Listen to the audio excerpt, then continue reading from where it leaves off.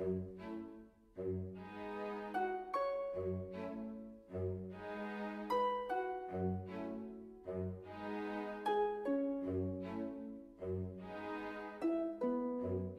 bienvenue dans cette nouvelle vidéo. J'espère que vous allez bien. Je suis ravie de vous retrouver pour ce qui est mon type de vidéo préféré, à savoir des tests nuanciers d'aquarelle. Et aujourd'hui, on s'attaque à la marque Mijello. Ceux d'entre vous qui me suivent par ailleurs, vous avez vu que j'ai reçu les dot cards de cette marque qui se présentent, attention les yeux, sous cette forme-là. Dorure, grosse boîte, magnifique et tout. Là-dedans, hein, il n'y a que 5 feuilles en fait. Mais vous l'aurez compris, ils y sont allés fort sur le packaging. C'est la grande classe. À titre de comparaison, la marque Daniel Smith, hein, sachant que le nuancier coûte 2 fois plus cher. C'est ça. Voilà, 4 feuilles dans un bout plastique. Bon, cela dit, il y a beaucoup plus de couleurs dans celui de Daniel Smith, puisqu'il y a 238 couleurs. Et Mijello, je crois qu'il n'y en a que 126. En tout cas, il y en a beaucoup moins. Mais il n'empêche que, en plus, celui de Mijello, vous avez vu, les feuilles sont très grandes, hein, la boîte est gigantesque. Et du coup, il y a beaucoup plus de peinture. Et ça, c'est bien parce qu'on va pouvoir s'en servir pour faire quelques petits dessins à la fin de la vidéo. Mais avant, déjà, je vais vous refaire l'unboxing parce que c'est une expérience à part entière, hein, franchement, la qualité du truc, pour que vous puissiez bien vous en rendre compte. Et je vais vous expliquer ce qu'est un dot cards, parce que là je vois bien qu'au fond de la salle il y a quelques personnes qui n'ont pas la moindre idée de ce dont je parle, donc je vous explique. Un dot cards, dot ça veut dire point, rond, petit rond en anglais, et cards c'est simplement, ça désigne du papier épais, donc dot cards c'est des petits points, des petites gouttes de peinture qu'on a mis sur du papier épais, en l'occurrence du papier aquarelle, puisqu'il s'agit d'aquarelle. À quoi ça sert? Eh bien ça vous sert à tester la peinture et à faire des nuanciers. Parce que ce qui est très cool avec l'aquarelle en comparaison d'autres marques ou d'autres types de médias, c'est que la peinture elle sèche, mais vous la réactivez à l'eau. C'est pour ça que ça s'appelle de l'aquarelle. C'est pas comme de l'huile par exemple ou de l'acrylique, on peut vous faire un nuancier avec la peinture réelle, c'est-à-dire la peinture qu'on a sortie du tube, on vous le met sur la feuille et comme ça vous pouvez voir réellement quelle est la couleur. Vous n'êtes pas obligé de vous fier à un écran d'ordinateur ou un papier qu'on vous a imprimé et qui en fait n'a rien à voir avec les vraies couleurs. Non, là, vous voyez la vraie couleur, mais vous ne pouvez pas tester la peinture. Ça a ses limites. Alors qu'avec l'aquarelle, bah si, vous pouvez tester, puisque donc, on vous met la peinture sur une feuille et après, vous n'avez plus qu'à l'étaler avec de l'eau et vous pouvez réellement voir comment se comporte la peinture. C'est important notamment pour tout ce qui est duochrome, c'est-à-dire les couleurs où il va y avoir plusieurs pigments à l'intérieur. Et aussi pour tout ce qui est réactivation de la peinture, est-ce que ça s'active facilement ou pas, ça dépend des pigments, et est-ce qu'il y a de la granulation ou pas. Bref, vous l'aurez compris, l'idée c'est que vous testez et en même temps vous pouvez avoir votre nuancier. Les dot cards, ça existe dans beaucoup de marques et c'est toujours payant, parce que l'air de rien c'est des échantillons, et Daniel Smith par exemple, vous imaginez bien que 238 couleurs, même si c'est des échantillons, ça reste quand même une sacrée dose de peinture, donc oui, bien sûr, c'est payant.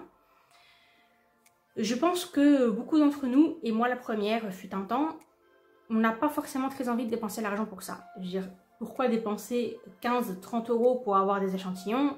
T'as plutôt envie d'utiliser cet argent pour avoir directement le tube de peinture.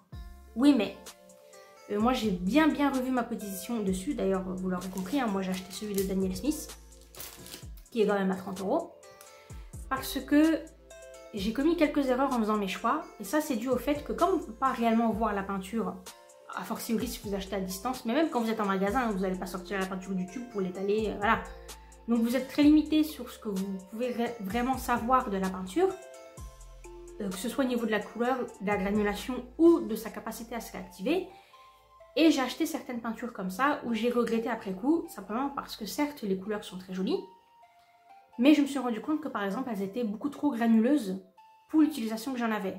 Ou bien c'est des peintures qui sont très difficiles à réactiver et qui du coup ne peuvent pas être mises dans des demi-godets parce qu'après c'est la mission pour retrouver l'effet peinture. Donc elles sont beaucoup plus jolies et utilisables quand elles sortent fraîches du tube, mais du coup tu dois avoir tout le temps tes tubes avec toi. Et moi par exemple, j'aime pas avoir les tubes de peinture, j'aime bien avoir ma peinture dans mes demi-godets et c'est bon, c'est prêt à l'emploi, emballé c'est pesé, t'as pas là en train de te prendre la tête à aller chercher tes tubes. Du coup, c'est des peintures en fait que j'ai achetées qui m'ont coûté une blinde parce qu'en plus Daniel Smith compte facilement 15 € ton tube, un tube. Et en fait, je m'en sers pas. Et si j'avais su, bah, probablement que je les aurais pas achetées. Et d'ailleurs, quand j'ai acheté le Dot Cards après avoir eu le énième tube où je me suis dit pourquoi tu l'as acheté si tu avais su, tu l'aurais pas acheté. Je me suis décidée à prendre le Dot Cards et je me suis rendu compte que déjà ça m'aurait évité pas mal d'erreurs. Que certaines peintures que j'avais prévu d'acheter, je me suis dit, bah finalement non, heureusement que tu as le Dot Cards parce que clairement il aurait mieux valu pour toi que il valait mieux ne pas l'acheter. Et à l'inverse, il y a certaines couleurs que j'avais pas trop repérées parce qu'elles ressortaient pas très bien sur écran ou dans les nuanciers et tout le papier là, ça paraissait pas terrible. Et là en les essayant, je me suis rendu compte que c'était des couleurs sublimes et qui me plaisaient énormément. Donc clairement, je sais que ça saoule de dépenser un petit peu d'argent pour acheter des Dot Cards, mais achetez-les. Achetez les nuanciers parce que ça va vous épargner beaucoup d'erreurs. Vraiment. Donc, Mijello, comme c'est devenu ma marque chouchoute, dès que j'ai vu que les Dot Cards étaient disponibles, et en plus, là en l'occurrence, ils étaient en promotion au Géant des Beaux-Arts, donc ils étaient moitié moins chers, je les ai payés à 9 € au lieu de 15, je crois.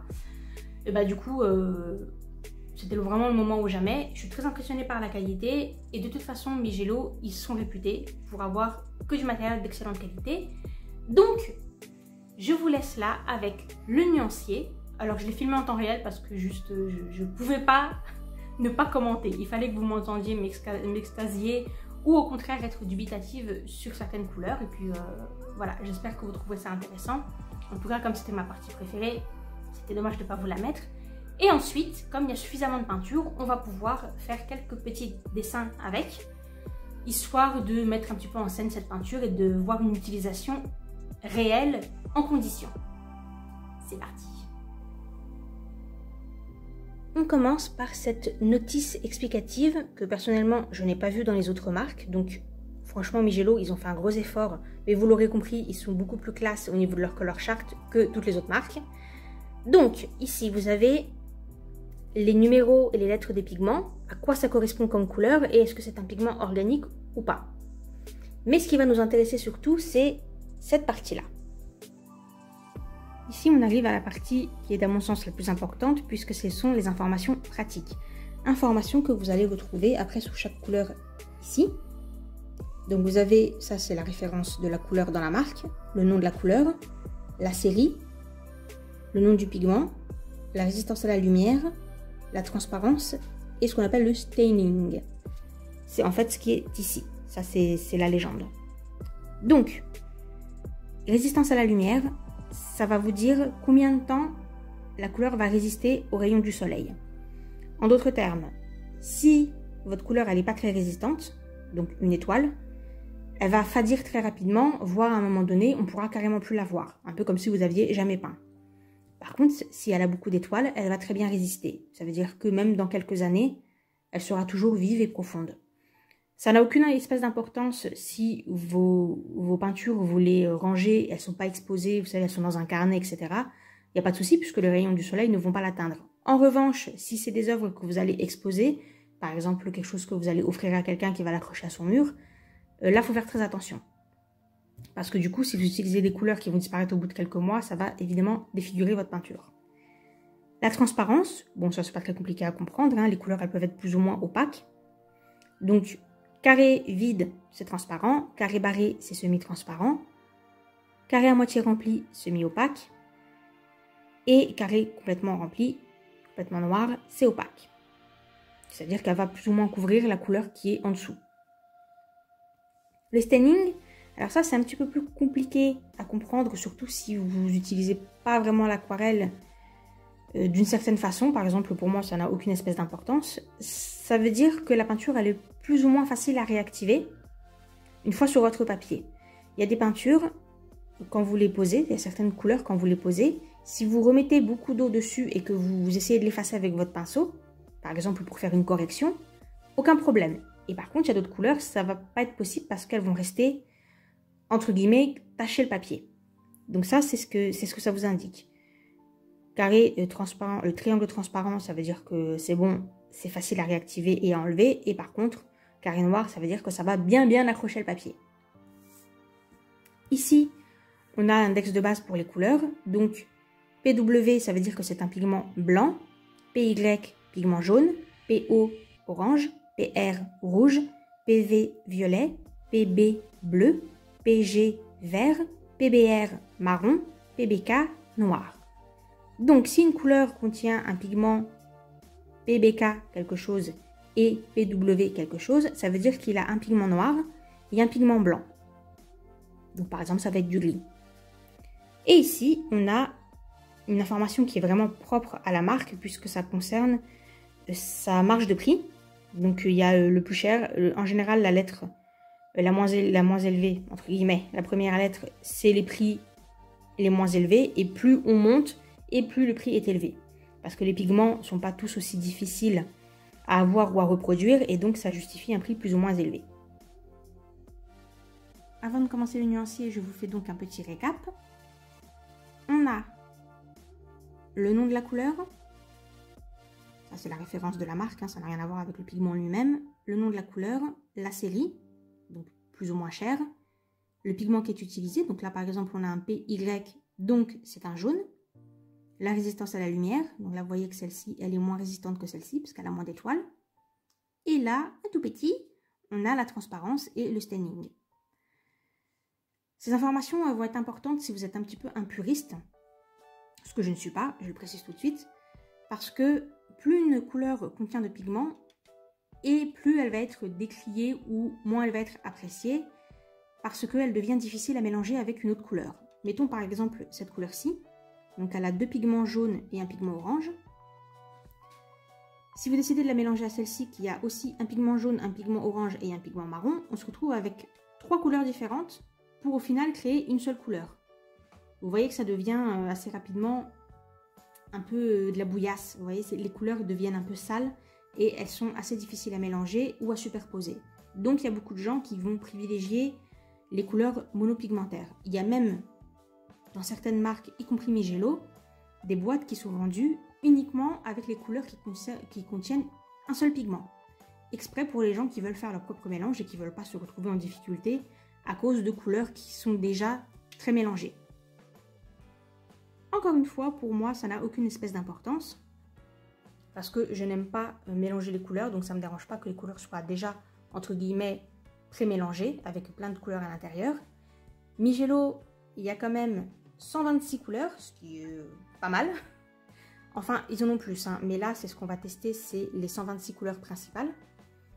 Ils ont plutôt bonne réputation parce que, au-delà de la qualité, ils ont beaucoup de pigments qui sont donc monopigmentaires et donc ça plaît aux puristes, mais ils ont aussi beaucoup de couleurs qui s'adressent clairement aux illustrateurs dans mon genre avec des couleurs fluo, des couleurs irisées, beaucoup de pastels, etc. qui sont des couleurs qu'on ne va pas trop trouver dans certaines marques qui s'adressent plus à des artistes à l'ancienne, entre guillemets. Vous savez, des gens qui vont peindre des paysages, qui vont peindre des choses un peu plus réalistes par exemple. C'est sûr que soit tu crées toi-même ta couleur, soit tu vas naturellement pas aller vers des couleurs fluo par exemple, parce que c'est des couleurs qui n'existent pas naturellement dans la vraie vie. Voilà, donc Mijello, on va être quelque chose un petit peu entre les deux. Ils ont fait très attention à avoir beaucoup de couleurs monopigmentaires, mais ils se font quand même plaisir avec beaucoup de couleurs qui sont vraiment des couleurs d'illustration. Alors, je vais essayer de toujours rester dans le cadre. Ce que je vais faire, c'est que je vais me prendre un petit peu de washi tape pour me mettre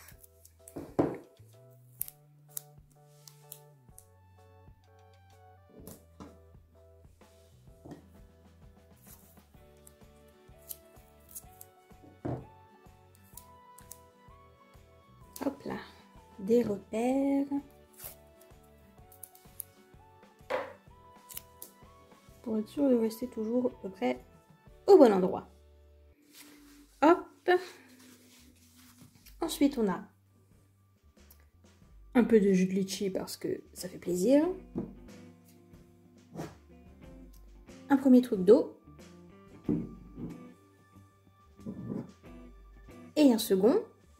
Ça va m'éviter de devoir me lever 15 000 fois pour aller changer l'eau. Parce qu'évidemment, quand vous êtes avec du jaune, que votre eau, elle va être teintée de jaune ou de rouge, et que vous allez attaquer le bleu, il ne faut surtout pas que votre eau soit sale, parce que sinon, vous allez gâcher toute la couleur. Or, pour un nuancier, ce serait dommage. Allez, c'est parti. Alors, on commence donc avec le Nickel Titanium Yellow. Et c'est un monopigment puisque c'est uniquement un pigment jaune. Lemon Yellow. Donc c'est du jaune citron, hein, vous l'aurez compris. Là aussi, on est sur un pigment. Ça active vraiment très bien hein, les couleurs. De toute façon, j'aime vraiment beaucoup Mijello. C'est dommage que je l'ai découverte si tardivement parce que sinon, clairement, ça aurait été ma marque ultime. Et je pense qu'au fur et à mesure que je finirai mes couleurs, par exemple de primaire marketing, etc., je les remplacerai, quand ce sera possible, par des couleurs de Mijello. C'est curieux parce que celui-ci, on jurerait qu'il y a du blanc à l'intérieur parce qu'il fait vraiment pastel et en fait non. Ici, encore un monopigment jaune. Donc c'est le Kinophthalon Yellow Light. Ensuite, Auréolin. Donc là, on a un pigment jaune et un pigment marron. Il faudra voir une fois que ce sera sec, mais pour l'instant, j'avoue que je vois pas vraiment la différence avec cette couleur-là. Ok. Ensuite, Permanent Yellow Light. Donc là, on est à nouveau sur un monopigment jaune. Cobalt Yellow, encore un monopigment. Donc on est sur un jaune cobalt. Et il faut que je vous avoue que je ne peux pas saquer les cobalts. Je les trouve difficiles à réactiver. Pas très profond. Bah, d'ailleurs, je pense que ça se voit. Hein. Ensuite, Gambodge. Alors là, on a 3 pigments. Un pigment jaune, un pigment orange, un pigment marron. Ensuite, jaune indien. Donc là, pareil, pigment jaune et pigment marron. Le jaune indien, je l'ai... Enfin, j'ai une couleur en tout cas qui s'appelle pareil, chez Colorex. Et c'est une couleur absolument sublime. Et je dois dire que celle-ci, elle est vraiment pas mal également. Elle ressemble un petit peu au Quinacridone Gold de Daniel Smith. Permanent Yellow Deep, donc c'est la version foncée de celui-ci. Et on n'a qu'un seul pigment. Ensuite, jaune de Naples foncé. Donc là, 2 pigments jaunes et un pigment orange. Maintenant, on passe aux couleurs plutôt orange. Donc, Yellow Orange. Il a un pigment jaune et un pigment orange. C'est un joli orange bien lumineux. Ensuite, orange. Bon, voilà, comme ça c'est dit. Et donc c'est un pigment orange et un pigment jaune également. Et c'est marrant parce que si vous regardez, c'est exactement les mêmes pigments pour celui-ci. Et pourtant, on n'a pas vraiment la même couleur. Ensuite, automne d'orange. Ouh. Ouh. Mais c'est très très joli. Donc là, c'est uniquement un pigment orange. Ensuite, Red Orange. On est sur un orange rouge et c'est uniquement un pigment orange. Il est très très joli. Il évoque un petit peu le corail en version un petit peu moins rose. Donc là apparemment on passe au rouge avec Autumn Red, donc rouge automne. Oh, je l'aime beaucoup. Ok, donc lui, il va aller dans ma liste de favoris direct. Il est très très très très beau. C'est un pigment jaune et un pigment rouge. On ne croirait pas hein, quand on regarde comme ça. Il est très très beau. Hein. Surtout dilué en fait, parce que là on dirait juste du rouge, voilà du rouge. Mais dès qu'on le dilue un petit peu, il a vraiment des très belles nuances. Pour le coup, je trouve qu'il a vraiment, il porte bien son nom de rouge d'automne. Quinacridone Red. Donc là, c'est uniquement un pigment rouge. Et qui ressemble quand même pas mal à du rose. Scarlet Lake. Donc lac écarlate. Ça, c'est une couleur qu'on trouve un petit peu chez tout le monde. Il y a un petit peu de bleu là qui s'est incrusté. Mais c'est pas grave. Donc là, c'est un rouge vraiment très vif. Et c'est une couleur monopigmentaire rouge. Vermillon. Donc là, on a un pigment rouge et un pigment orange. Qui est logique puisque le vermillon, c'est du rouge-orange. Permanent Red. Pigment rouge. Permanent Red Deep. Donc c'est la même couleur mais en foncé. Enfin, a priori. Pourtant, c'est pas le même pigment. Mais c'est aussi un monopigmentaire rouge. Ensuite, Quinacridone Cherry Red. Donc c'est Quinacridone rouge cerise, si je comprends bien. Et c'est aussi un monopigmentaire rouge. Et on commence à monter là en gamme de prix. Hein. Après, Light Red, donc rouge clair. Ouais. Alors, je sais pas comment vous le voyez à l'écran. Pour moi, c'est plutôt du marron. En fait, il ressemble pas mal à celui-ci, mais en plus foncé. Et donc, il y a 3 pigments quand même. Un pigment marron, un pigment rouge et un pigment jaune. Perilene Maroon, donc marron de périlène, couleur classique. Un seul pigment rouge. C'est aussi une très belle couleur, mais que donc j'ai... je sais plus dans quelle marque je l'ai. Winsor & Newton peut-être. Rose madère, donc là on part sur les couleurs plutôt roses, ok. Donc rose madère c'est le rose de Garance, pareil couleur classique, et c'est un seul pigment rouge. Quinacridone Crimson Lake, donc là Quinacridone Crimson, oh c'est très très joli, hein. C'est un seul pigment rouge. C'est un violet rose bien flashy. Alors là, on arrive au rose fluo, qui est le rose opéra, of course. Et oui, alors, au niveau des pigments, BV, c'est en fait, ça correspond à des pigments fluo. Et l'autre pigment, c'est un pigment rouge. Waouh! Méga flashy! Compose opéra. Donc là, on a du violet, du blanc et du rouge. C'est un genre de rose foncé. Compose Rose. Donc là, on a un pigment rouge et un pigment blanc. Ce qu'on ne croirait pas du tout quand on regarde comme ça. Et c'est un violet bien vif. Franchement, il est presque fluo. Faut voir ce que ça va donner une fois sec, mais il est vraiment bien flashy. Quinacridone Permanent Rose. C'est un seul pigment violet. C'est un rose intense. Faut voir ce qu'il va donner en séchant, mais il ressemble pas mal au Compose Opéra. Bright Rose. Donc là, je m'attends à une couleur très vive, puisqu'on a du fluo encore, et du rouge.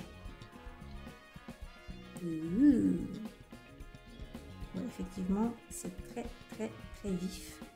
C'est un genre de version plus foncée de celui-ci. Burgundy Red, un seul pigment rouge.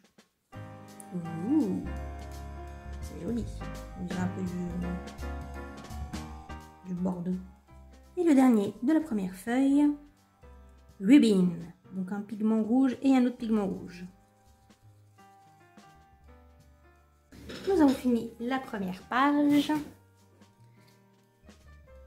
Et je dirais que mon préféré, c'est l'Autumn Red. Mais le Light Red est pas mal aussi. Bon après, évidemment, le rose fluo, je kiffe, mais ça c'est dans n'importe quelle marque. Et le marron de périlène, c'est aussi une couleur que j'aime beaucoup.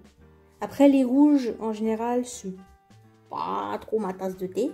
Mais en fait, l'Autumn Red, là, il ressemble à une couleur que je surkiffe chez Prima Marketing. Et du coup, je suis assez contente qu'ils aient exactement la même. C'est chez Prima Marketing, c'est la couleur qui s'appelle Maple.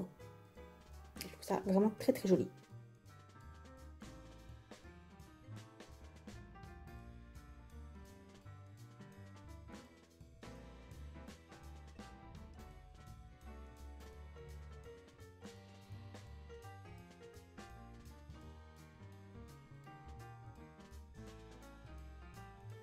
Donc la page numéro 2, la voici. Bon, évidemment là, à part quelques bleus et quelques violets, on voit pas trop ce que c'est. Permanent Alizarin Crimson. Alors là, ce qui m'étonne un petit peu, c'est que j'avais entendu dire que l'Alizarine Crimson, c'était une couleur qui n'était pas très appréciée parce qu'elle était très peu light fast, c'est-à-dire qu'elle résistait très peu à la lumière. Et là, je vois qu'elle est hyper résistante, donc je sais pas trop comment ils l'ont faite. Et on a quand même 3 pigments, ce qui n'est pas rien. Pigment violet, pigment rouge, pigment rouge. Et normalement, c'est un genre de bordeaux. Cette couleur-là, vous pouvez la trouver dans toutes les marques. Quinacridone permanente magenta. Du rouge, quoi. Du rouge qui ressemble vraiment beaucoup à du rose. Ce que je veux dire par là, c'est que ça, quand on regarde, on dit tout de suite c'est du rouge, alors que là, on a plutôt tendance à se dire que c'est du rose-violet. Et c'est donc un monopigment rouge. Ensuite, quinacridone violet. Monopigment violet. Ok, alors j'ai la même couleur chez Daniel Smith. C'est une très jolie couleur. De toute façon, les quinacridone, je les aime beaucoup. À l'inverse des cobaltes, n'est-ce pas? Red Violet. Donc un pigment rouge, un pigment bleu.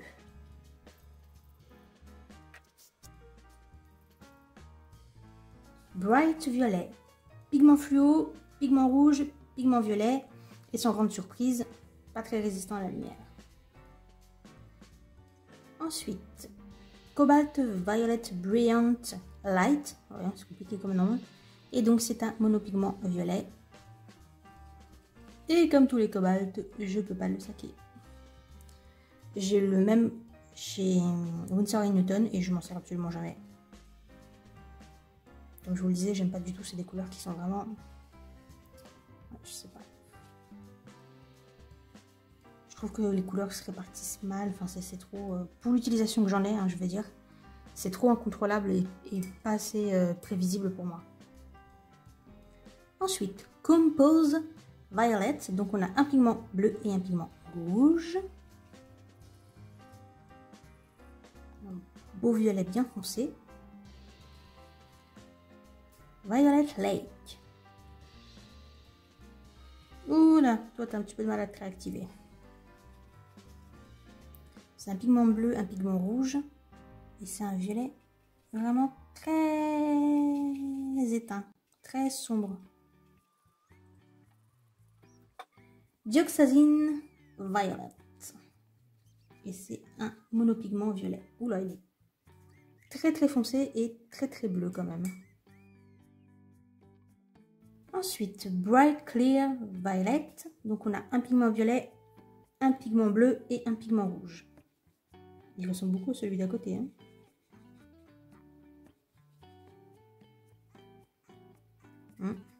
Pourtant celui-ci c'est un monopigment et celui-ci il a 3 pigments. Ultramarine violet numéro 2.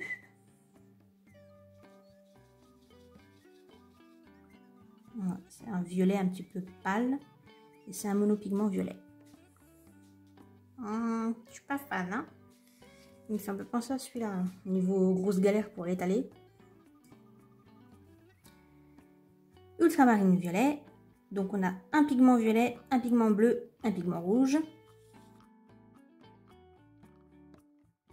Ensuite, Compose Violet Deep.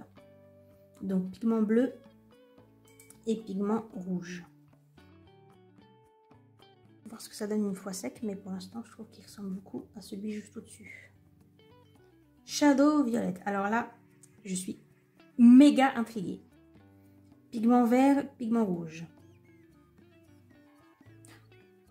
Waouh, il est chambé. Je vous dis ça parce que j'ai déjà le Shadow Green, que vous allez voir à la page je sais pas combien, et je l'adore. C'est vraiment idéal pour faire les ombres, vous savez, genre le fond des bois d'une forêt ou quoi. Et alors celui-ci, mais superbe. Alors on dirait pas vraiment du violet, hein, cela dit, on dirait plutôt de l'indigo. Et c'est quand même incroyable de dire que là c'est du rouge et du vert. On dirait plutôt du bleu et du noir et pourtant c'est très très joli, hein, vraiment très joli. On voit que ça tire un tout petit peu sur le violet mais vite fait. Alors blue violet, donc on a un pigment bleu et un pigment rouge. Très joli, il est bien intense et au début j'ai trouvé qu'il ressemblait à celui-là mais en fait on voit qu'il tire beaucoup plus sur le bleu. Ensuite, une de mes couleurs favorites ever, le Glide Pen.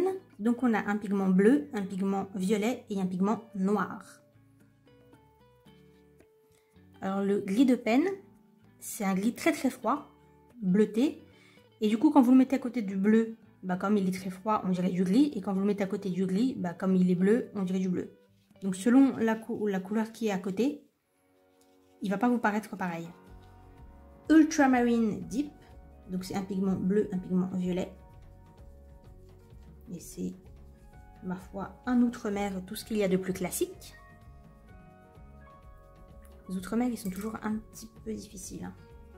On arrive à mon bleu préféré, qui est le bleu Indanthrène. Donc ça, c'est un monopigment bleu. Mijello Blue. Oh oh, pigment bleu, pigment rouge. Cobalt Blue numéro 1. Pigment bleu et pigment bleu. Bleu marine. Donc on a un bleu, un pigment bleu et un pigment vert. Oh, il est trop joli. Là, on a l'impression que c'est que du bleu et là, on voit un peu le vert à l'intérieur. C'est vraiment très joli. Cerulean Blue, donc une couleur tout ce qu'il y a de plus classique. On trouve dans n'importe quelle marque. Et c'est un monopigment bleu. Cobalt, Cerulean Blue, monopigment bleu. C'est un bleu un petit peu plus terne. Cobalt Cerulean Blue Deep, donc encore un monopigment bleu. C'est marrant parce que c'est censé du coup être la version foncée de celui-ci alors que c'est pas du tout la même couleur. Vraiment pas du tout. Ensuite, Cobalt Blue Number 2. Bah, décidément, c'était la totale cobalt. Hein. Un monopigment bleu.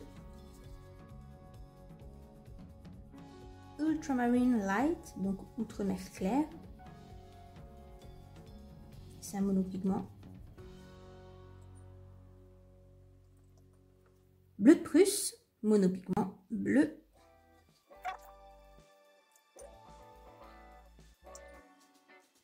Bleu Phthalo, monopigment bleu. Ça aussi, c'est une couleur assez classique.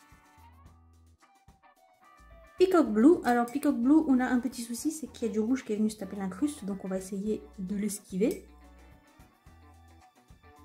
Et donc, c'est censé être du bleu vert. Donc, c'est un pigment bleu et un pigment vert. Jusque-là, c'est logique. Oh, très très beau. Ah ouais, vraiment très très joli. C'est du vert pan. C'est du turquoise en fait. Hein. Très très beau. Greenish Blue, donc du bleu vert. Un pigment bleu, un pigment vert. Ok, jusque là ça se tient. Et il a l'air de ressembler beaucoup à la couleur juste avant. Ouais, j'avoue que là, je vais voir ce que ça va donner une fois sec, mais pour moi, c'est deux fois la même couleur. Hein. Indigo. Un pigment bleu, un autre pigment bleu.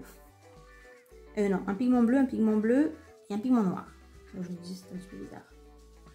Ah oui, effectivement, il est très particulier. Il ressemble beaucoup plus à du gris qu'à de l'indigo. Il fait même plus gris que le Glide Pen. C'est bizarre. Mais il est très beau, cela dit. Et enfin, le vert de Prusse. Un pigment bleu, un pigment vert. Celui-ci, vous m'avez déjà vu m'en servir parce qu'il est sur mes deux palettes personnalisées.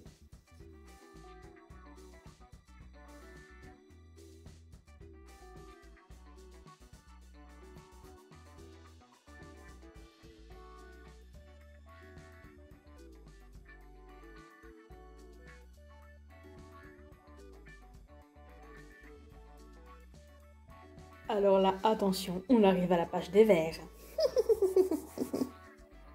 Shadow Green, donc cette couleur-là, c'est la fameuse couleur dont je vous ai parlé quand on a fait le Shadow Violet. C'est une couleur que j'ai et qui est... Hop, on va aplatir ça. Et qui est vraiment très bien quand vous voulez faire des zones d'ombre de végétation. Donc, deux pigments, un pigment vert, un pigment noir, sans grande surprise. Van Dyck Green. Alors ça, c'est la première fois que je vois cette couleur. Pigment vert, pigment marron. Parce que je connais le brun Van Dyck, mais le Van Dyck vert, ça, j'ai jamais vu. Oh, c'est pas mal, hein? Pas mal, ça fait très... Ça fait aussi très forêt. Chromium Oxide Green. Donc cette couleur-là, vous la connaissez, je l'ai chez Winsor & Newton. Et donc on a un pigment vert, un pigment jaune, un pigment blanc. Ah, c'est marrant, il ressemble pas du tout à celui de Winsor & Newton. What? Pas du tout, quoi. Celui-ci, il est beaucoup plus vif, alors que celui de Winsor & Newton, il fait vraiment vert très terne. Ce qui n'est pas une critique en soi, mais du coup, celui-ci, il fait pas du tout la même couleur. Ensuite, Cobalt Deep Green Deep. Donc c'est un monopigment bleu. Je suis pas certaine qu'il avait sa place au milieu des verts, parce qu'il est quand même très bleu. J'imagine que si je le mets à côté du bleu, il va paraître très vert. Et si on le met à côté du vert, surtout par rapport à celui-ci par exemple, bah, il fait plutôt bleu. Viridian, couleur classique. Donc là, on est sur un monopigment vert que tout le monde connaît. Et qui pour le coup, lui, fait pas du tout végétation. Hein. Bamboo Green. Ah, je connais pas. Monopigment vert. Ensuite, Cobalt Turquoise. Pigment bleu. Et ouais, c'est turquoise, mais turquoise très bleu quand même. Hein. Beaucoup plus bleu que vert. Vert de Hooker. Ouh, bah ça c'est une couleur classique, mais alors là on a trois pigments. Un vert, un marron et un jaune. Et c'est une couleur que j'aime beaucoup. Parce que lui, il est vraiment très bien pour faire la végétation. Sap Green. Là aussi on est sur un vert classique. Pigment vert, pigment jaune. C'est un des verts que j'utilise le plus. Permanent Green numéro 1, celui-ci je l'ai. Donc c'est le jaune et le vert. Et ça fait un vert bien vif. Pas très naturel, mais très joli. Ensuite, Permanent Green number 2. Un pigment jaune, un pigment jaune, un pigment vert. Yellow Green. Un pigment vert, un pigment jaune, c'est logique.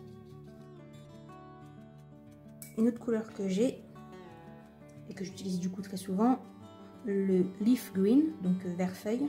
Un pigment jaune, un pigment vert, un pigment jaune. Et quand on le dit, on dirait clairement du jaune. Ensuite, Greenish et Yellow, donc vert, jaune verdâtre. Un pigment jaune, un pigment vert et encore un pigment jaune. Et il ressemble beaucoup à cette couleur bizarre de sennelier qui a un nom à coucher dehors. Style de grain. Ouais, je crois que c'est comme ça. Style de grain, je sais plus quoi. Voilà, c'est à peu près cette couleur. Et ça, c'est une couleur qui est très pratique pour faire tout ce qui est dorure. Pour imiter la couleur du doré. Wow! 4 pigments pour faire le vert olive. Pigment vert, pigment jaune, pigment rouge, pigment marron. Allez hop! Oh, mais il est très beau.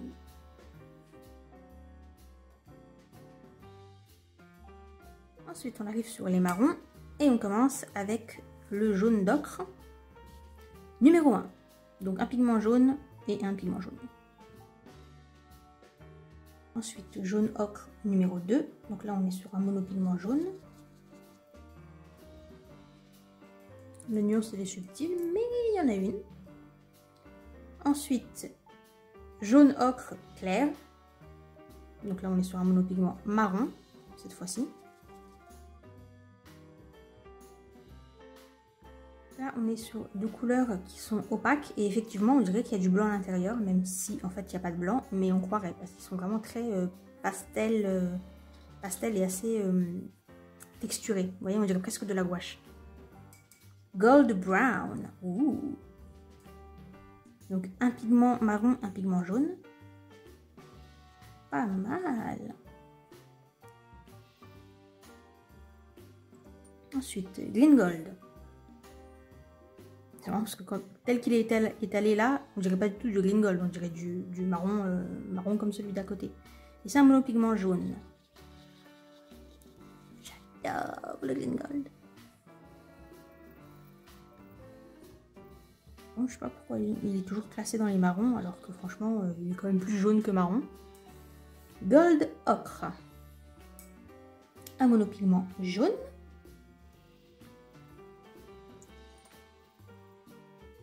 Brown ocre. Donc on a un pigment jaune et un pigment rouge. J'ai exactement cette couleur chez Prima Marketing et ils l'ont appelée chocolat. Là c'est une couleur qui est très sympa pour faire les teintes chair mat. Ensuite, rose sienna, donc terre de sienne. On a un pigment jaune, un pigment jaune, un pigment marron. Beaucoup de monde. Ensuite, on a encore un rose sienna numéro 2. Et alors celui-ci, il a du jaune, du marron et du noir.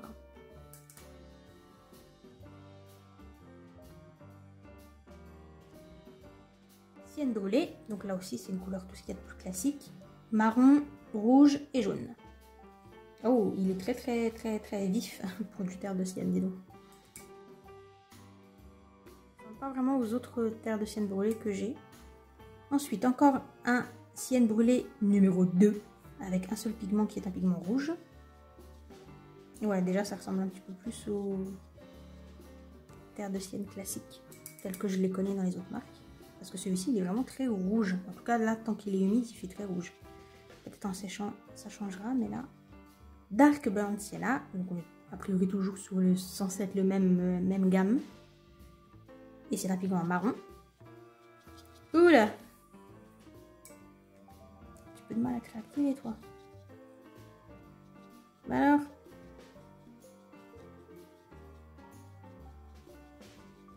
Bon bah lui déjà je l'achèterai pas. Bon, on va le laisser un petit peu. On va mettre un petit peu d'eau, on va le laisser s'imprégner un petit peu. Rouge indien, monopigment rouge. Oh, très très joli. Red brown, donc celui-là je l'ai. C'est un monopigment marron. Qui est également mon marron préféré de tous ceux que j'ai. On dirait une version plus intense de celui-ci. Paire d'ombre, couleur classique. Et donc là, on a un pigment marron, un pigment marron, un pigment jaune.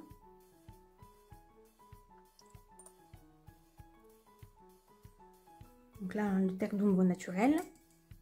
Un pigment marron, un pigment jaune. Le brun Van Dyck, monopigment marron. Celui-ci aussi, je l'ai, mais je sais plus si c'est chez Migelo que je l'ai. Je crois que c'est plutôt chez Daniel Smith. Alors toi, est-ce que tu vas un petit peu mieux? Ouais, c'est un peu laborieux, hein.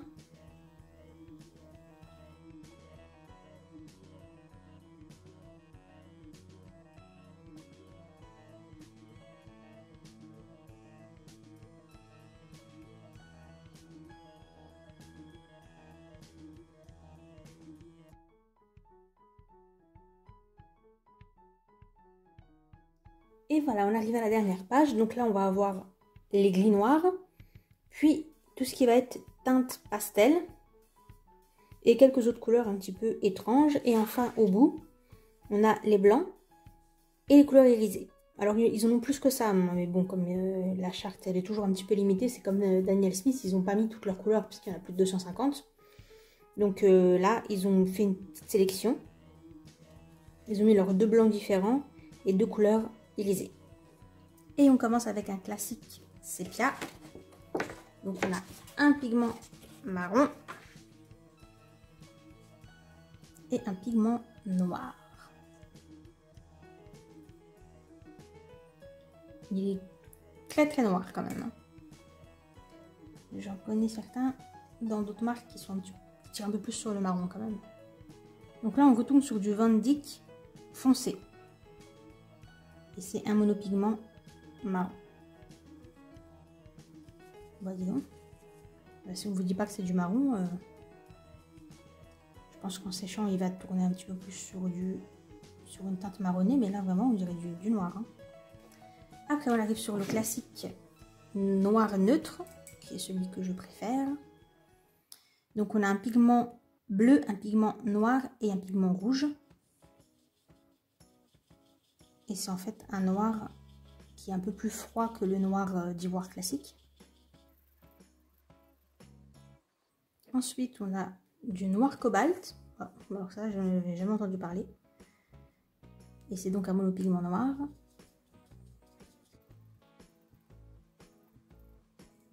Et le noir d'ivoire, qui est le noir le plus répandu. C'est aussi un monopigment. Ah, on voit quand même que c'est pas la même couleur. Hein. C'est vraiment pas du tout la même teinte de noir. C'est marrant. Celui-ci fait très chaud. Alors là, on revient sur les couleurs pastel. Donc on va bien nettoyer ces pinceaux. J'essaie de voir s'il y a certaines couleurs que j'ai, mais en fait, le seul que j'ai, c'est le lilac. Les autres, ça va être une découverte.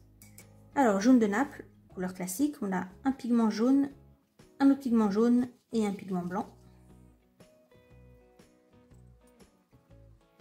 Jaune brillant. Donc le jaune brillant, c'est les couleurs, ce que nous on appelle les teintes chères. Là, c'est le numéro 1. On a un pigment orange, un pigment jaune, un pigment blanc. Moi, les jaunes brillants que j'ai, ce sont ceux de Old Holland. Le jaune brillant numéro 2, qui est donc beaucoup plus rose. Un pigment orange, un pigment marron, un pigment blanc et un pigment jaune. Ça fait pas mal. Shell Pink, donc le rose coquillage. Un pigment orange, un pigment blanc, un pigment marron. Ensuite, Brilliant Pink, pigment rouge, pigment blanc. C'est un très joli rose Barbie. Ensuite, le lilac, un pigment violet, un pigment rouge et un pigment blanc. Ensuite, Violet Grey. Alors, pigment bleu, pigment rouge, pigment blanc. Pigment violet un petit peu terne.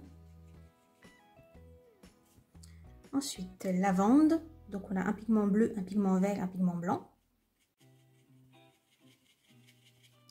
Très joli bleu qui tire un tout petit peu sur le violet. C'est-à-dire que quand on met à côté de celui-ci, il fait très bleu, mais je pense qu'à côté de celui-ci, il fera plutôt violet. Donc, Verditaire Blue.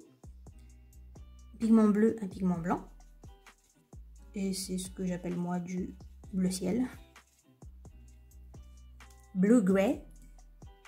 Un pigment bleu, un pigment blanc et un autre pigment bleu. Pas trop en quoi il est Blue Grey, mais bon. Manganese Blue. Donc là, on a un pigment bleu, un pigment blanc. Horizon Blue. Un pigment bleu, un pigment jaune, un pigment blanc. On dirait un petit peu un turquoise délavé. Compose Blue.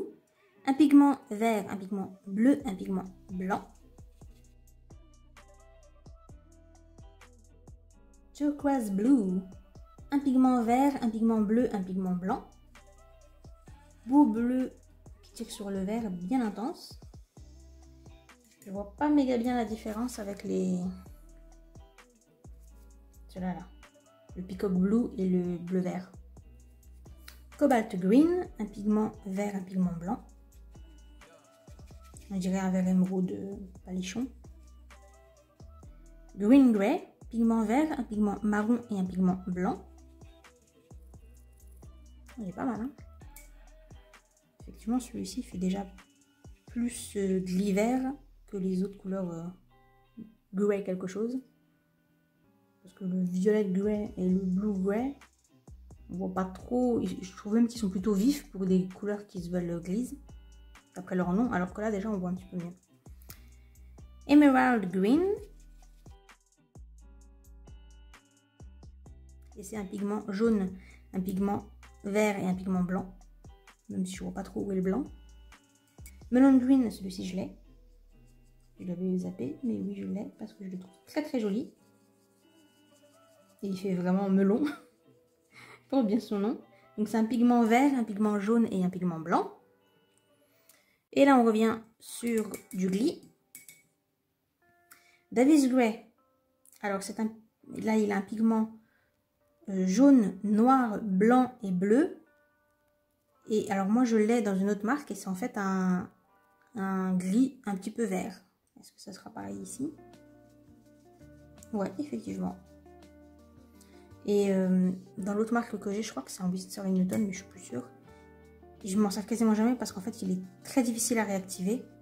Alors que là, aucun souci. Donc ça c'est très très cool.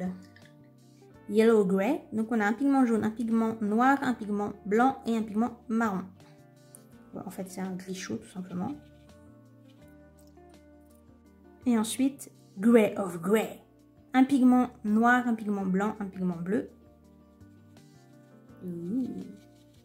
C'est un beau gris froid. Du coup là on a un beau dégradé. On a un vert, un gris vert, un gris chaud et un gris froid. Et enfin on arrive au dernier. Donc le blanc de Chine, le blanc de titane. Et après on a deux couleurs irisées. Et c'est très cool d'avoir mis du noir pour qu'on puisse voir l'opacité et tout. Donc là on a un monopigment. Alors que c'est le même pigment dans les deux blancs. Hein. Bon, moi j'utilise pas d'aquarelle blanche, j'en vois pas l'intérêt. Mais ok. Donc ça c'était le blanc de Chine. Et là on va faire le blanc de titane qui est le blanc le plus répandu. Alors là on a du bluish pale et du yellowish pale. Donc c'est a priori de l'Élysée bleu et de l'Élysée jaune. Et tout cela, les quatre, c'est le même pigment, c'est du pigment blanc. Je vais les réactiver parce que je vois qu'ils sont assez difficiles à réactiver. Mais ça c'est souvent le cas avec les couleurs irisées.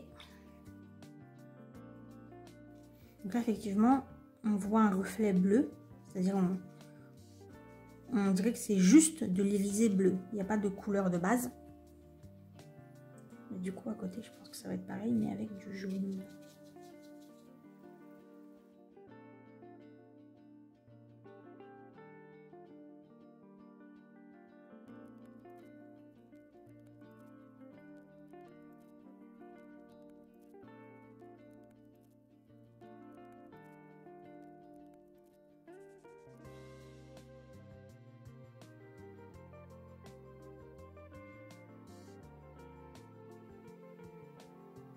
Maintenant que les couleurs ont bien séché, on peut un petit peu mieux se rendre compte des différentes nuances. Même si je suis toujours d'avis qu'il y a certaines couleurs qui se ressemblent énormément. Mais c'est souvent le cas. Hein. C'est pareil avec le nuancier de Daniel Smith et probablement ceux des autres marques. Parce que quand tu commences à dépasser les 100 couleurs, forcément après il y a certaines teintes qui deviennent un petit peu du détail, entre guillemets. C'est-à-dire que les nuances, elles sont vraiment, vraiment subtiles. Bon, cela dit, alors dans les couleurs que j'ai repérées, je dis pas que j'ai l'intention de les acheter vu que c'est souvent des couleurs que j'ai en équivalent dans d'autres marques. Donc j'attendrai d'avoir fini ces couleurs-là. Et vous savez qu'avec l'aquarelle, ça dure des années avant de finir un demi-godet. Mais en tout cas, je sais que je les rachèterai chez Mijello parce qu'il y a les équivalents. Donc vous l'aurez compris, il y a le Autumn Red, donc le rouge d'automne, il est vraiment, vraiment très beau. Le rouge clair également. Même si je sais pas pourquoi c'est pas du rouge clair, bon. Le rouge burgundy aussi, j'aime vraiment beaucoup. Les couleurs que j'aime vraiment pas, c'est les Cobalt. Par contre, j'aime beaucoup le lac violet, il est très très joli celui-là. Et évidemment le violet d'ombre, Shadow Violet, très très beau. Le bleu Mijello, je l'aime bien aussi. Effectivement, je trouve qu'il ne ressemble pas aux autres. L'indigo, parce que j'adore les indigos. J'adore le vert de Prusse, mais je l'ai déjà.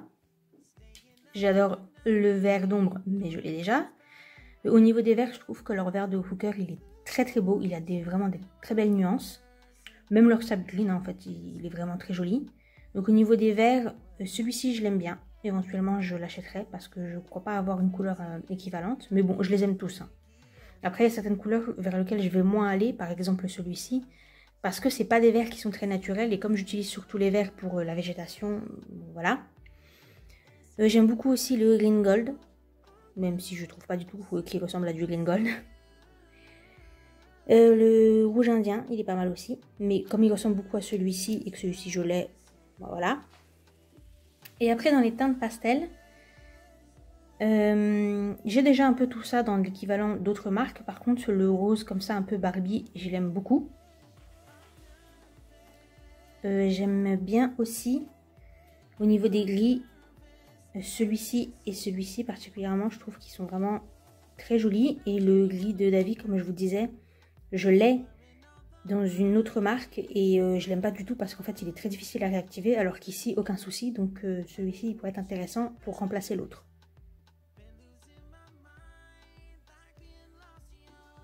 Bon bah je pense que maintenant on va pouvoir passer à l'illustration.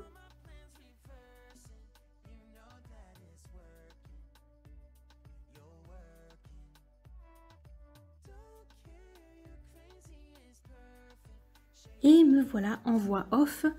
Pendant que je fais ces petites illustrations, je vais vous faire un petit point sur la marque. Mais avant, je vais quand même vous expliquer ce que je suis en train de faire. Alors plutôt qu'une seule grande illustration, pour laquelle j'avais un peu peur de manquer de peinture, vu que j'utilise juste les dot cards. Bon, cela étant dit, c'était quand même assez généreux en peinture. Donc je pense que j'aurais pu faire, par exemple, une peinture où il y aurait eu beaucoup de bleu pour le ciel, ou une peinture où il y aurait eu beaucoup de vert, pour un décor de nature ou quoi, mais dans le doute je me suis dit non, tu vas plutôt faire des motifs.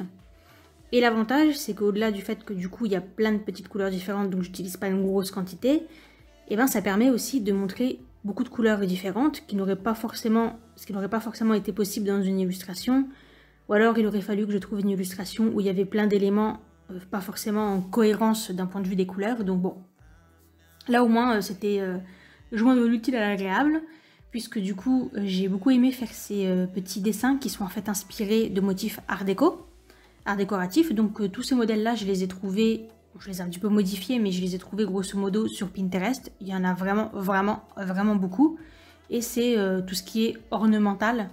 Donc c'est le plus souvent, hein, c'est de la végétation avec beaucoup de fleurs stylisées un peu art nouveau, et beaucoup d'animaux. Alors parfois c'est des scènes très complexes quand c'est des panneaux entiers, et puis des fois c'est des éléments comme cela qui sont plutôt issus de frises. Et donc je trouvais ça assez sympa parce que du coup je me suis dit que j'allais pouvoir utiliser plein de couleurs différentes, même si il est vrai que il y a quand même beaucoup de vert, dans le sens où comme je vous le disais c'est souvent de la végétation qui est stylisée, et donc forcément beaucoup de vert. Mais comme il y a les animaux, bon déjà des verts il en existe plein de différents, et j'ai fait attention pour le lapin à utiliser plutôt des turquoises, histoire que ce soit pas trop redondant. Et puis les animaux, au début j'avais prévu de faire l'oiseau jaune, parce qu'il était jaune sur le modèle que j'avais pris, mais je me suis rendu compte que j'avais du coup pas utilisé de bleu, ce qui était un petit peu dommage. Donc j'ai changé sa couleur, et voilà, comme ça on a un petit peu de rouge, d'orange, de brun, de bleu, de vert, de gris. Je trouvais que c'était une belle façon de montrer un petit peu plein de couleurs différentes. Et vous l'aurez reconnu, j'ai utilisé mon sketchbook sur lequel je travaille en ce moment, donc c'est le Global Art Materials, qui a un papier un peu granuleux, avec une surface quand même assez prononcée, mais qui est donc du papier aquarelle de 100 grammes. Bien, maintenant je reviens à Mijello. Je crois que je vous l'ai déjà dit, plus d'une fois d'ailleurs, je pense que quand j'aurai besoin de renouveler mes couleurs, je prendrai autant que faire se peut, dans la mesure où j'arriverai à trouver ces couleurs-là, des Mijello. C'est devenu clairement ma marque préférée, même si évidemment il faut de temps en temps aller piocher à droite à gauche pour avoir d'autres couleurs qui nous intéressent. par exemple chez Winsor & Newton. Dans l'ensemble, j'aime pas du tout, sauf leur couleur rose doré que j'aime bien. Chez Daniel Smith, alors Daniel Smith c'est très particulier parce que ils ont beaucoup de couleurs très granuleuses, d'ailleurs ils le mettent assez en avant ce principe-là. Mais c'est pas très évident pour les gens comme moi qui l'utilisent dans l'illustration. Cela dit, ils ont aussi certaines couleurs qui sont vraiment sublimissimes. Le rose outre-mer, le vert cascade, le turquoise outre-mer et les gris, le moon glow et le violet shadow.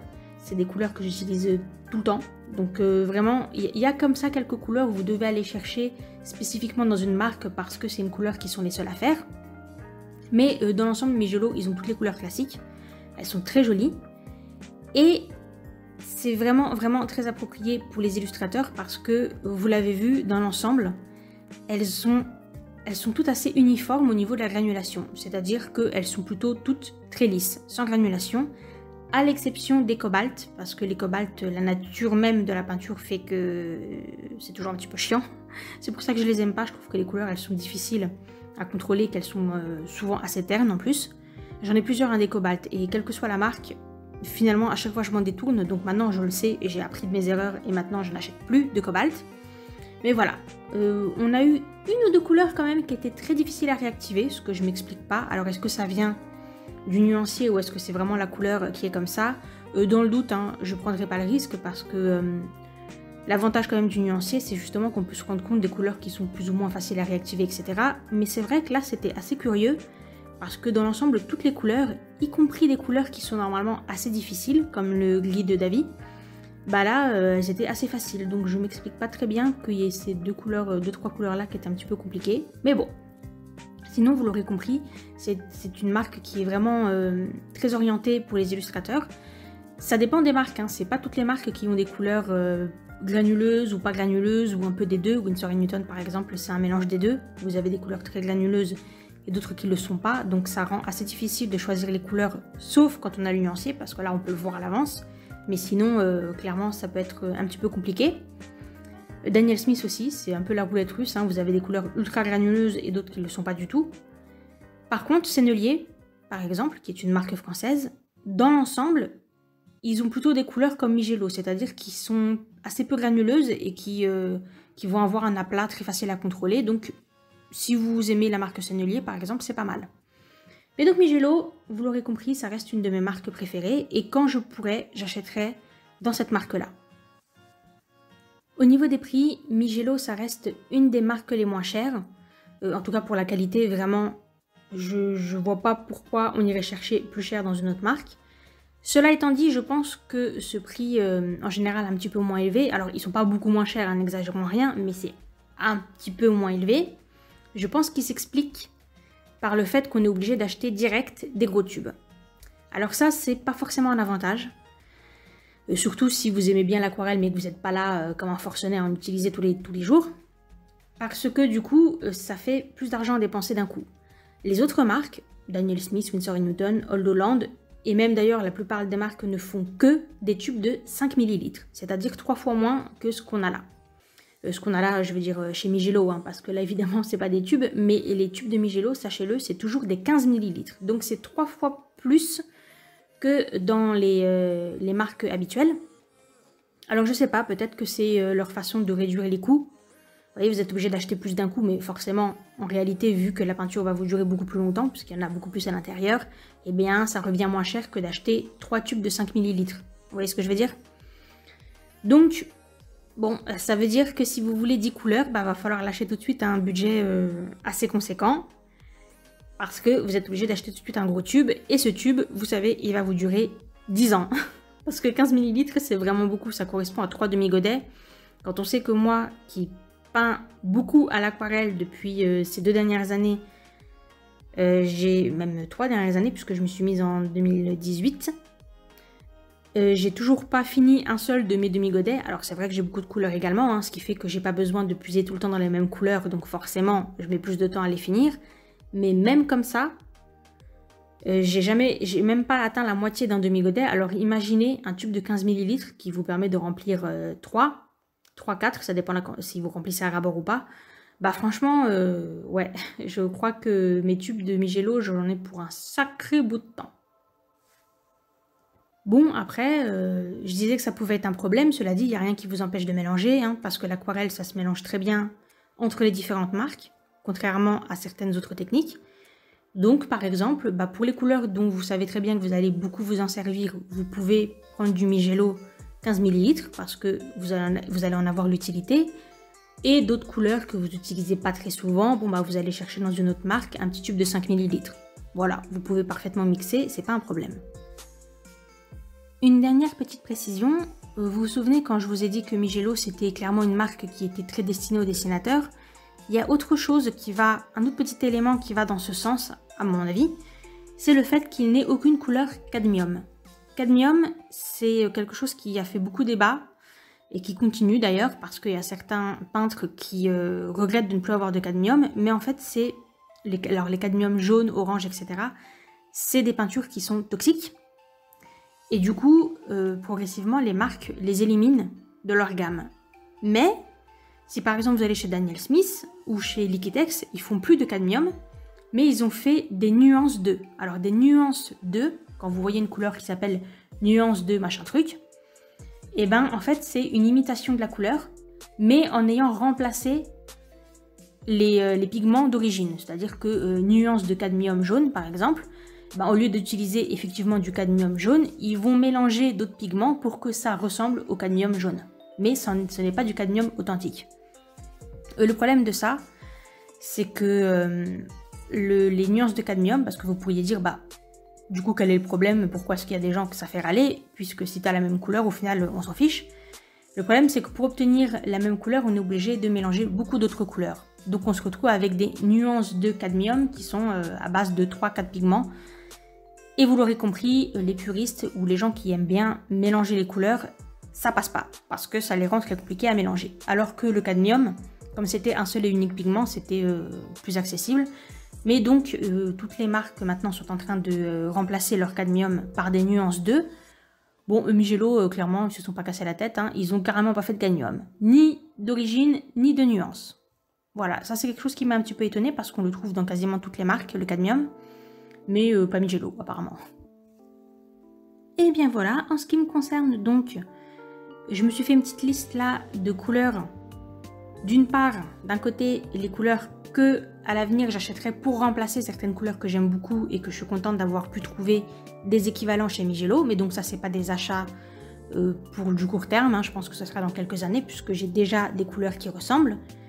Et d'autre part, j'ai quand même fait ma petite liste de couleurs que j'ai trouvées vraiment très belles et qui m'intéresseraient parce que j'ai pas vraiment d'équivalent. À part peut-être, vous savez, le gris d'avis dont je vous ai dit que j'avais un problème avec celui que j'ai parce que j'arrive pas à le réactiver, alors que là, il est vraiment très facile à activer. Donc peut-être cette couleur-là, bien que je l'ai déjà, j'achèterai l'équivalent chez Migelo juste pour pouvoir recommencer à m'en servir, puisque là, autant vous dire qu'elle est dans ma boîte où j'ai toutes mes aquarelles et je m'en sers absolument pas parce que comme je galère pour m'en servir, voilà. Donc j'ai ces deux petites listes là et je pense que d'ici la fin de l'année j'essaierai à un moment où il y a des promotions. Migelo de temps en temps c'est en promotion, hein. C'est comme Clairefontaine chez Géant des Beaux-Arts, ils aiment bien faire des petites réductions dessus.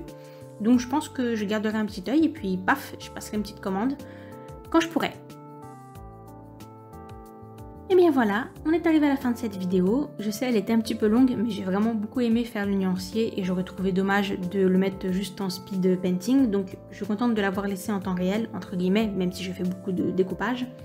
J'espère que vous avez passé un bon moment et si vous vouliez des petits renseignements sur les marques de peinture, j'espère que ça vous a aidé. Et j'espère aussi que vous avez aimé les petits dessins à la fin. C'est un petit peu différent de ce que je fais d'habitude, puisque là c'était très ornemental. Mais j'ai beaucoup aimé moi les faire, donc voilà, j'espère que ça vous a plu également. On se retrouve la semaine prochaine dans une autre vidéo, et d'ici là, portez-vous bien. Bye!